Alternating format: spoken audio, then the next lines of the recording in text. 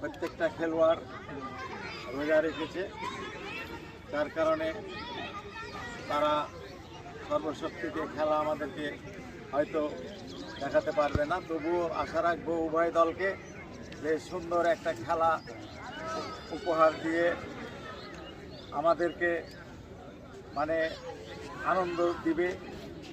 কারণ হচ্ছে জাবরি কাজীপাড়া ঐতিহ্যবাহী একটা টিম।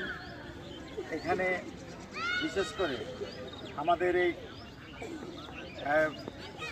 সংঘের সভাপতি নাইমুল ইসলাম এবং এই খেলার যতগুলো টুর্নামেন্ট হয়ে থাকে তার পৃষ্ঠপোষকতা করেন আমাদের কাজেম আলী, স্নেহের কাজেম আলী। আজকে তেমনি একটা টুর্নামেন্টের আয়োজন করেছে। আজকে সেমিফাইনাল খেলা, উভয় দল এখানে উপস্থিত।